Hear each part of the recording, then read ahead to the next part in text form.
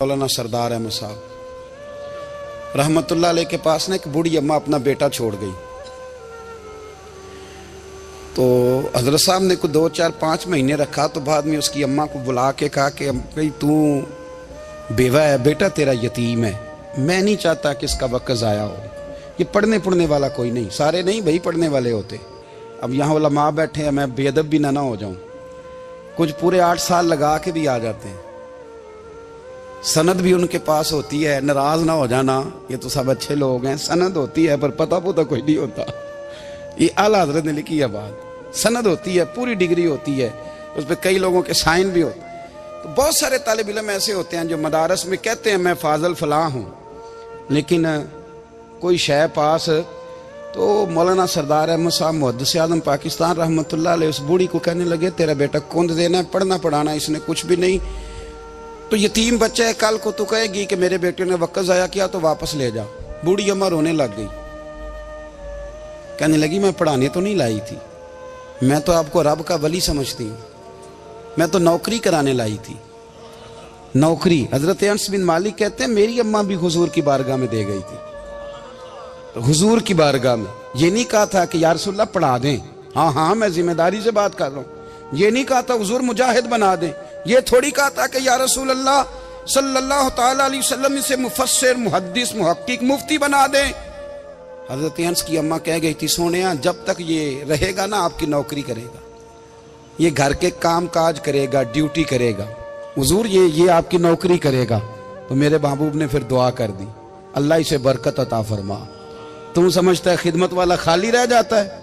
जितना जायका खिदमत वाले को मिलता है, जो उसके नसीब में आता है, वो किसी का नसीब कहां भाई। हजरत अनस कहते हैं हुजूर ने दुआ कर दी, बरकत की। मुझे तो खेती बाड़ी आती भी नहीं थी, पर लोगों के बाग में साल में 1 दफा फल लगता था, मेरे बाग में 2 दफा लगता था। हुजूर ने दुआ कर दी अल्लाह इसे औलाद दे। फरमाते हैं मेरे बेटे, मेरे पोते, मेरे नवासे, मेरी बेटियां, फरमाते हैं मैं जिंदा हूं और मेरी 100 औलादे मौजूद हैं। परेशान हो गया 100 सुन के बच्चे 2 ही अच्छे, 100 औलादे मेरी मौजूद हैं। हजरत अनस बिन मौलाना सरदार अहमद साहब के पास ना छोड़ गई बच्चा, कहने लगी हजरत जी मैं को पढ़ाने के लिए थोड़ा छोड़ गई हूँ, मैं तो इसलिए छोड़ के गई हूँ कि आप मेहरबानी करें, खिदमत कराएं। तो हजरत जी कहने लगे कोई ऐसा काम ही नहीं, खिदमत वाला क्या कराऊं। कहने लगी पट्ठे पवा लिया करो जी। हूँ लड़ पेंदे ने, कहने ने बच्चे काम कर दें मदरसे का। हालांकि अब कहाँ बच्चे काम करते हैं, अब तो गुजर गया दौर, अब तो बच्चे काम कराते हैं। अब बच्चे भी नाराज हो रहे हैं, घूर घूर के देख रहे हैं। सही कह रहा हूँ आपको, बच्चे काम कराते हैं, बच्चे कहाँ काम करते। कहने लगी ये चारा डाले करेगा आपकी भैंसों को। तो हजरत ने उसको कहा कि बीबी चारा मेरी भैंसों को डालने के लिए मैंने बंदा रखा हुआ है, तो तू जा ले जा। कहने लगी हाथ बांध के हुजूर मेहरबानी करें रख ले, चारा डालेगा। और पुत्र तवज्जो से चारा डालना हजरत की भैंसों को। रोने लगी, हजरत ने रख लिया, महीने का खर्चा भी देते। शाम को ना वो सारा दिन काम करता, शाम को आके पैरों में भी बैठ जाता, हजरत जी लाएं तेल थोड़ा सा, पैर ना दबा दूं। 8 साल साथ वाले पढ़ते रहे, ये बेचारा नौकरी करता रहा। मेरा रूप भी नहीं ते मेरा रंग भी नहीं, और मैनू यार मनान दा टंग भी नहीं। कभी कभी ना हजरत बिलाल हबशी फारग होते ना, तो नबी पाक की बारगाह में अर्ज करते हुजूर कोई काम तो नहीं, सारे हो गए, हुजूर जाऊं जरा, चले जाते। एक दिन सलमान फारसी कहने लगे या रसूलल्लाह ये बिलाल कहाँ जाता है। फरमाया जा देख के तो आ। हजरत सलमान वापस आए तो आके रोने लगे, कहने लगे सोनिया जब यहाँ से जाता है ना तो जाके सैयदा फातिमा की चक्की पीसनी शुरू कर देते, बीबी साहबा के काम करने लगता है, घर में जाके असनैन की ड्यूटी करता है, वहां भी काम यहाँ भी काम। वो चारा डालता रहा, उसने चारा डाला। हजरत मुहद्दिस आज़म की भैंसों को दस्तारे फजीलत का वक्त आ गया, सारे पगड़ियां सजा के आ गए, आज दस्तार होगी। ये ना पीछे होके बैठ गया, चूंकि पढ़ा ही नहीं था तो दस्तार का है कि दस्तार तो उसकी जो पढ़ेगा, हमने तो पढ़ा ही नहीं, हमने तो यार पढ़ा, घर पढ़ा, ड्यूटी करी। हजरत मुहद्दिस आज़म रहमतुल्लाह अलैह के यहाँ जब ऐलान होने लगा ना कि अब दस्तार होगी, तो हजरत ने पहला ऐलान उसका फरमाया। तो मजा वाला बंदा कपड़े भी कदी कदी बदलता है ना, वो कहते जिस हाल में भी था मैं पलट के देखने लगा कि पढ़ा पढ़ाया तो है, कोई शय नहीं।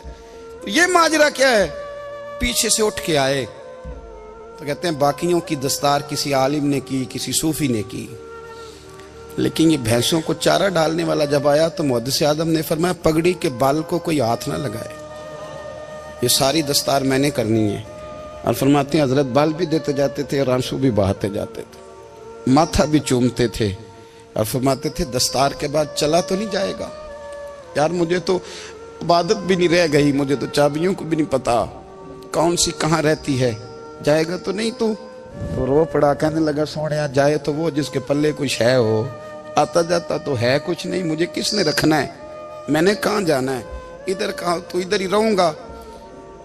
वो उस तालिब इल्म के सारे उस्ताद भाई कहते हैं उसने दस्तार कराई, पढ़ा पढ़ाया कुछ नहीं, पर जो मसला अड़ जाता था ना, वो जो अड़ जाता था ना, वो जाके उससे पूछते थे तो किताबें खोलने की जरूरत नहीं पड़ती थी। मौलाना अमजद अली साहब आजमी रहमतुल्लाह अलैह फरमाते हैं यकदम आला हजरत का दरवाजा खुला, ये भी मेरे आला हजरत की जिंदगी है, इसे भी देख, यकदम दरवाजा खुला तो बूढ़े इमाम के पैरों में जूता कोई नहीं और आला हजरत सर पट दौड़े। मैं करीब गया, मैंने कहा हुजूर मैं सदके जाऊं, कहां जा रहे हो? कहने लगे किसी ने बताया मेरा मुर्शद का बेटा रेलवे स्टेशन से गुजरने वाला है, अमजद अली देर न कर यार, कहीं शहजादा नाराज ना हो जाए, मेरे मुर्शद का बेटा, मेरे शेख का पोता, यार जरा जल्दी कर। कहते हैं आला हजरत दौड़े रेलवे स्टेशन पे, उन्हें अगर फतवे लिखने आते थे किल के रजा है खंजरे खूंखार बरकबार, तो वो ये भी कहा करते थे कैसे आकाओं का बंदा हूं रजा, बोल बाले मेरी सरकारों के। दौड़े गए रेलवे स्टेशन पे और बूढ़े शेख सदरुल शरिया कहते हैं मैंने कहा हुजूर मैं ना चला जाऊं? कहने लगे ना पुत्र, मैंने बड़ा नमक खाया उस घर का,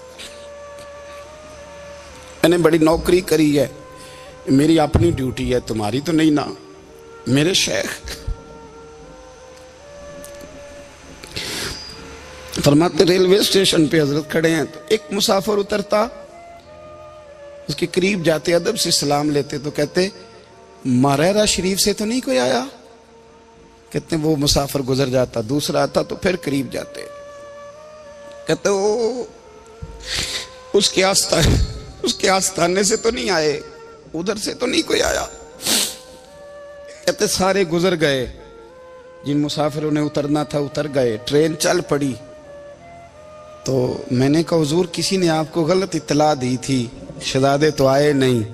कहने लगे यार इत्तला गलत थी या ठीक थी, पर यहाँ तक आने का मजा बड़ा है। आप समझ सकते हैं आला हजरत के दो बेटे हैं, हुज्जतुल इस्लाम मौलाना हामिद रजा खान साहब और मुफ्ती आज़म आलम इस्लाम, दोनों शहजादे इतने बड़े शहजादे थे कि दोनों अपने अपने वक्त के सबसे बड़े मुफ्ती हुए। ये भी तो मेरे आला हजरत है ना, इसको भी तो जरा समझो ना। खुशकी और फिर खुशकी और फिर खुशकी। एक दिन पीर साहब ने कहा, नूरी मियाँ साहब, क्या अहमद रजा यार वो भैंसें रखी हुई हैं तो उनको ना गीदड़ आके तंग करते हैं, तो दो कुत्ते मिल जाए ना कभी, तो चलो रात को पहरेदारी करेंगे, दो कुत्ते मिल जाएं। मैं अक्सर सोचता हूँ कि आला हजरत तो आलिम थे, उनका कुत्तों से क्या लेना देना। हजरत जी आपने कुत्तों की बात करनी थी तो किसी दुनियादार से करते, दो कुत्ते मिल जाएं तो जरा जानवरों की देखभाल करेंगे। फरमाया हुजूर सवेरे ही आ जाएंगे। भाई आपका तो ये शुगर ही नहीं, तो आप कहां से लाएंगे? दिन चढ़ा तो दोनों बेटों के गले में रस्सियां डाली। आला हजरत को सिर्फ आप फतवे की रोशनी में देखते हैं, आपको उस शख्स के दर्द का नहीं पता, उसके जायके का नहीं पता, वो किस स्टेज का आदमी है, स्टेटस क्या है तरीकत में, शरीयत में, इश्क में। दोनों शहजादों के गलों में रस्सियां और पकड़ा हुआ है। तो नूरी मियाँ साहब कहते हैं मैं चारपाई पे बैठा था तो नीचे बिठाल दिए दोनों बच्चे, मैं उठ के खड़ा हो गया। मैंने कहा मौलाना ये क्या? कहने लगे हुजूर ड्यूटी भी करेंगे और रोटी भी नहीं मांगेंगे। जिन्हां तना विच इश्क न रचिया कुत्ते ना थी चंगे, मालक देकर राखी कर दे साबर भुखे नंगे। किधर गया ज़ौक़, किधर गया वो दर्द? और फिर जब बारी आई रसूलुल्लाह के प्यार की, जब बारी आई नबी पाक की मोहब्बत की, तो फिर फाजिल बरेलवी का कद अगर लिखने में कमाल है ना, तो महबूब के प्यार करने में भी कमाल है। उन्होंने ना सारी जिंदगी, यानी सारी जिंदगी ये कह के गुजार दी कि इश्क तेरे सदके जलने से छुटे सस्ते, जो आग बुझा देगी वो आग लगाई है। एक सैयद साहब थे, मकान बन रहा था आला हजरत का, तो सामने ना बिल्कुल लाइब्रेरी थी। तो जब मकान बन रहा होता है तो तब सारे मिस्त्री मजदूर अंदर ही होते हैं, तो सबका आना जाना था, सब लोग आते जाते थे बिला झिझक। तो वो सैयद साहब भी एक दिन आ गए, सामने लाइब्रेरी में मिले, फिर चले गए। कुछ दिनों के बाद घर मुकम्मल हो गया, अब औरतें भी आ गईं। तो शाह जी को पता नहीं था, वो पुराना ही माहौल समझ के ना, मौलाना जफरुद्दीन बिहारी कहते हैं पुराना ही माहौल समझ के तो अंदर आ गए। और जैसे ही अंदर दाखिल हुए सामने घर की औरतें देखी तो शाह जी माजरत माजरत माजरत करते परेशान हो गए। और फिर जब दोबारा पलटने लगे तो आला हजरत दौड़ के गए, हाथ चूमे, कहने लगे शाह जी आपको तो पता नहीं था, और आप मेहरबानी करें ये माजरत वाला लफ्ज वापस लें। ये मेरे घर की औरतें नहीं, ये तो सैयदों की बांदियां हैं, ये तो नौकरानियां हैं। तो आप मेहरबानी करें, ये अंदाज आपका जो है ये दुरुस्त नहीं, आप मेहरबानी फरमाएं अंदर आए। और फिर सारे खानदान को लेके पर्दे के पीछे खड़ा किया और कहने लगे शाह जी को गलती लग गई, उन्होंने हमसे माजरत की, अब हम सारे मिलके उनसे माजरत करेंगे, इसलिए कि ये रसूलुल्लाह का खानदान। यार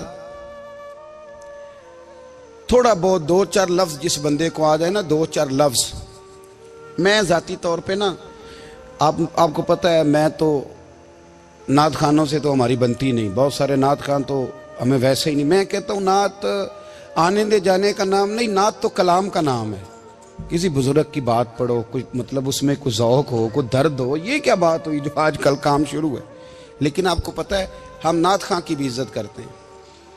मैं जिस नात खां से नात सुनता हूँ, मैं दिल की कल्ब की गहराई से उसका हया करता हूँ, मैं इकराम करता हूँ, अल्लाह जानता, मैं एहसास देता हूँ, इसलिए कि मैं समझता हूँ ये जब बोलता है ना तो मुझे मदीने वाले की याद आती है, ये नबी करीम की याद दिलाता है, तो इसका एहसास है। आला हजरत फाजिल बरेलवी रहमतुल्लाह ताला अलैह ने नबी करीम से मोहब्बत की और हुजूर सैयद आलम सल्लल्लाहु अलैहि वसल्लम से ताल्लुक़ रखने वाली हर शय से मोहब्बत की।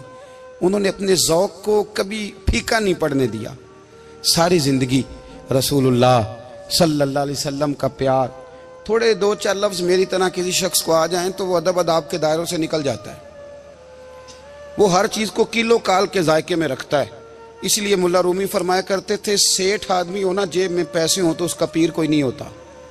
अगर कोई ओहदा मिल जाए, बंदा किसी दर्जे पे पहुंच जाए तो उस बंदे का भी मुर्शद है, और अगर चार लफ्ज़ पढ़ जाए तो अक्सर मेरी तरह के बंदे खलीफे होते हैं, मुरीद नहीं होते। नाराज तो नहीं हो गए आप लोग? मेरी तरह के लोग ना खलीफे होते हैं, बताते हैं 14 जगह का खलीफा हूं तो सवाल ये है कि गुलाम किसका है? मेरी खिलाफतें। ओ खुदा के बंदे, गुलामी असल चीज है।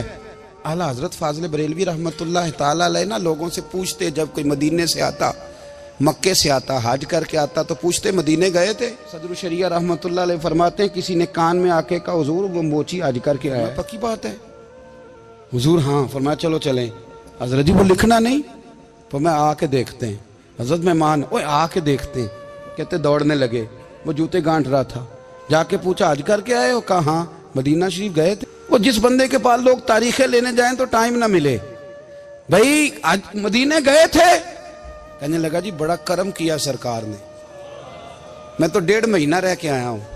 कहते हैं जुब्बा कहीं, पगड़ी कहीं, कलम कहीं, शागिर्द कहीं, मुरीद कहीं, और अंदर नहीं, हुजरे के अंदर छुप के किसी की तादीम नहीं, चौक में मोची जूते गांठने वाला दुनिया देख रही है। आला हजरत झुके और मोची के पैर चूमने शुरू कर दिए। लोग पकड़ दें, हुजूर ये क्या? वो भी पैर करने लगे, पीछे हट जाओ। ये वो कदम है जो मेरे मुस्तफा करीम के दरे दौलत से होके आए। हरम की जमीन और कदम रख के चलना, अरे सर का मौका है वो जाने वाले। ये जायका, ये दर्द। तो आला हजरत ने ना ज़ौक़ वाली जिंदगी गुजारी, अदब वाली जिंदगी गुजारी, प्रेम वाला वक्त गुजारा, इश्क वाला वक्त गुजारा। हजरत बिलाल हबशी कभी सिपा सालार बने थे किसी जंग में, किसी सूबे के गवर्नर बने हो? बोलो तो सही यार। उनका तारुफ क्या था? नबी करीम के गुलाम। हुजूर के ना जो ज़ाती मामलात थे ना, 20 अंसारी नौजवान थे जो हर वक्त नबी पाक के पास खड़े रहते थे कि हुजूर को हुक्म करें। 20 और 34 से लेकर 40 तक गुलाम हर वक्त हुजूर की बारगाह में रहते। हजरत बिलाल हुजूर के ज़ाती मामलात की खिदमत करते थे। कोई ऐसी वो जो तबलीग की या दावत की या जंग की या जिहाद की कोई ड्यूटी नहीं वो करते थे, ज़ाती खिदमत सरकार की।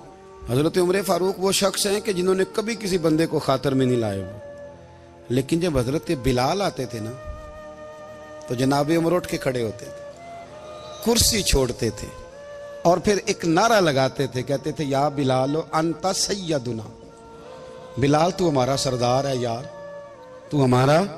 यानी इश्क का ज़ौक पूरा करना उन्हें भी आता था। इसलिए मेरा मशवरा है, मेरी राय है, और जो मेरा हुक्म मानने वाले हैं उनके लिए मेरा हुक्म है कि ज़ौक ना कभी भी ख़राब करना, कभी भी ना ज़ौक ना ख़राब करना, अपना लुत्फ़। मैंने कई दफ़ा, मैं पहली दफ़ा मदीना शरीफ हाज़िर हुआ तो एक बाबा जी मेरे आगे आगे थे, तो उनको ना धक्के मार रहा था। वो सामने खड़े होते हैं ना, अल्लाह खैर फरमाए, अपनी अपनी ड्यूटियाँ ना, उनकी भी एक ड्यूटी है ना जी। तो वो धक्के मार रहा था तो बाबा उसे कह रहा था तेरी खैर होवे पहरेदारा, रोजे दी जाली चुम लैन दे। उन्हें फिर धक्का मारिया तो फिर उन्हें कहता तेरी खैर होवे पहरेदारा। मैंने, वो बिल्कुल अनपढ़ बाबा जी थे पर मुझे उन्होंने बहुत बड़ी बात समझा दी, मैंने उनसे बड़ा सीखा, मिंबर पे जिक्र कर रहा हूँ। वो तीसरी दफा फिर धक्का मारा, तेरी खैर होवे पहरेदारा, रोजे दी जाली। तो बाबा जी बाहर निकल आए तो मैं भी पीछे निकल आया। तो मैंने कहा बाबा जी यहाँ कुछ इन्होंने बांग्लादेशी और हिंदुस्तानी भी रखे हुए हैं, पर ये तो अरबी था खालस। ਉਹਨੂੰ ਕਦੋਂ ਤੁਹਾਡੀ भी समझ ਆਉਂਦੀ ਸੀ? ਤੁਸੀਂ ਪੰਜਾਬੀ ਦਾ ਸ਼ੇਰ ਸੁਣਾਈ ਜਾ ਰਹੇ ਹੋ। ਕਹਿੰਦੇ ਪੁੱਤਰ ਮੈਨੂੰ ਵੀ ਪਤਾ ਹੈ ਉਹਨੂੰ ਨਹੀਂ ਸਮਝ ਆ ਰਹੀ, ਪਰ ਮੈਂ ਤੇ ਆਪਣਾ ਰਾਂਝਾ ਪੈ ਰਾਜ਼ੀ ਕਰਦਾ ਸਾਂ। ਮੈਨੂੰ ਪਤਾ ਹੈ ਉਹਨੂੰ ਕਾ ਉਹ ਯਾਰ ਅਸੀਂ ਰਾਂਝਾ ਵੀ ਤੇ ਰਾਜ਼ੀ करना है कि नहीं, कि सारी जिंदगी कीलो काल के झगड़े में पड़े रहना है। ऐ इश्क तेरे सदके जलने से छुटे सस्ते, जो आग बुझा देगी वो। और एक जगह पे आला हजरत कहते हैं जान दे दी वादा दीदार पर, हमने जान दे दी। हाँ, खाली उसने वादा किया था कि आऊंगा, आया नहीं था, पर जान हमने पहले दे दी। तो इसलिए ना ज़ौक, शौक, प्यार, वारफ्तगी, मोहब्बत असातिज़ा के लिए, बुजुर्गों के लिए, उलमा के लिए, मशाइख के लिए, बड़ों के लिए, ना ज़ौक ना कभी ख़राब होने पाए। अल्लाह आपको सलामत रखे। और कुछ दुआएं मैंने दे दी हैं, कुछ अल्लाह जानता है मेरे दिल में हैं, वो मैं देता रहता हूँ। अल्लाह आपको हमेशा शाद व आबाद फरमाए।